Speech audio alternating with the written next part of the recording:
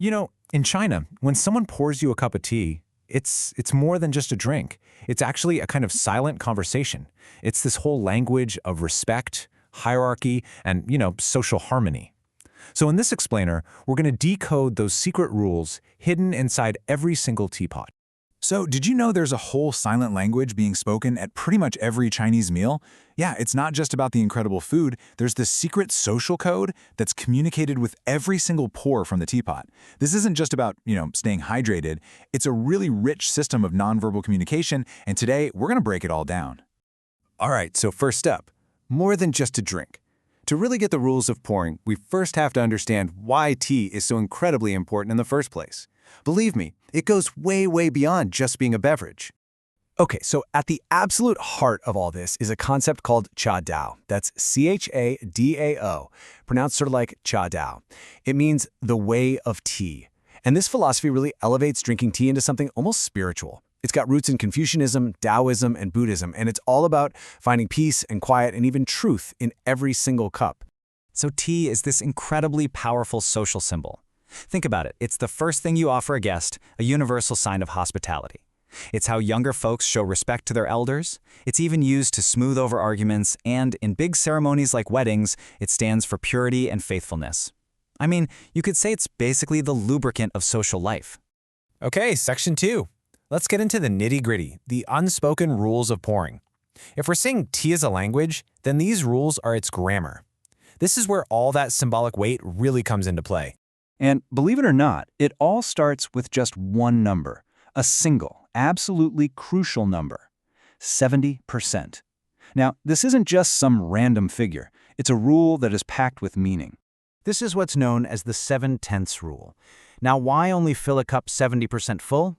Well, there's a practical reason. It stops the hot tea from spilling and burning your guests' hands. Makes sense, right? But the symbolic reason is so much cooler. That empty 30%? It's said to be filled with friendship and affection. If you fill a cup all the way to the brim, it's actually kind of rude. It can imply you're full of your guest and you want them to leave. And here's another key piece of teapot grammar for you. You never, ever aim the teapot spout at a guest. Why? Because it's seen as an aggressive gesture, almost like a challenge. A good host is always mindful of where that spout is facing. All right, on to section 3, reading the tea table. This is where we get to the real heart of it all, how pouring tea reflects and reinforces the entire social structure. The tea table is like a mini society where everyone's place is acknowledged. So the order of the pour is a really big deal. It's pretty much non-negotiable and follows a very strict hierarchy. First, you always serve the most senior or highest-ranking guest. Then you work your way down the line in descending order of seniority.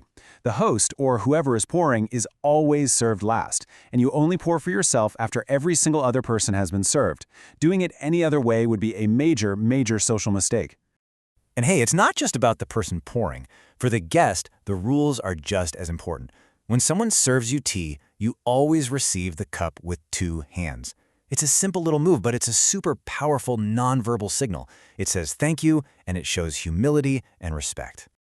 Okay, section 4. Now we get to what is, for my money, the most fascinating part of this whole silent language. It's a secret way to say thank you without ever opening your mouth. It's all about the finger tap. And the origin story for this is just fantastic.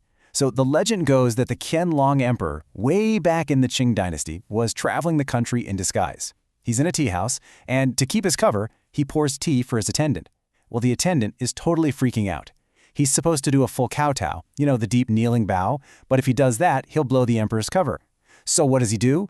He invents a gesture right on the spot. He bends his fingers and taps the table to mimic a respectful bow. And just like that, a tradition was born. And that one gesture evolved into this whole detailed system. So listen up. If an elder or a senior person serves you, you gently tap a clenched fist on the table. This represents that full 5-point kowtow. If it's a peer or a friend, you just tap your index and middle fingers together. It's like a respectful salute. And if it's a junior or a server, a single finger tap is all you need. It's like a simple nod. It's such a sophisticated way to show respect without interrupting the flow of conversation. All right, section 5, from casual to formal. Now, it's really important to remember that these rules aren't set in stone. The language of tea is flexible, and it totally adapts depending on the occasion. whether you're at a loud, fun dim sum brunch or a quiet, formal business meeting. And the difference is huge. Take a casual meal like dim sum. Anyone can grab the teapot and pour for the table. You'll see finger tapping everywhere. And if you need a refill, you just leave the teapot lid ajar. But at a formal meeting or a banquet, totally different story. Usually only the host or a designated person pours. A quiet, verbal thank you or just a nod might be more appropriate than tapping. And a good host would never, ever let your cup get empty in the first place. And here's a little pro tip, especially if you're doing business. Chinese culture often favors, more indirect communication.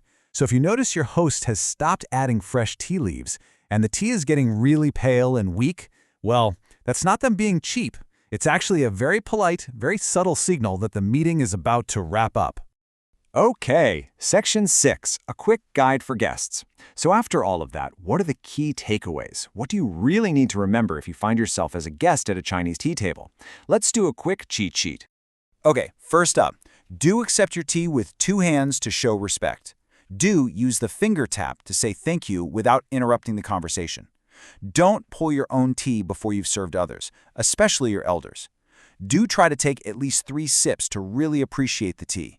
1 for the smell, 1 for the taste, and 1 for the aftertaste. And finally, don't refuse a cup of tea. That's like refusing their hospitality. Even just a tiny token sip is enough. There's an old saying that goes, "One must see the world in a tea leaf and heaven in a cup of tea." And that really captures the essence of all this, doesn't it? The rituals around this one simple leaf are really a window into a deep philosophy of harmony, respect, and connection. So the next time you see a pot of tea being poured, you won't just see someone serving a drink, you'll see a conversation happening. It makes you think, doesn't it? What kind of hidden meanings, what kind of conversations might be hiding in your own daily rituals? Thanks so much for joining us for this explainer.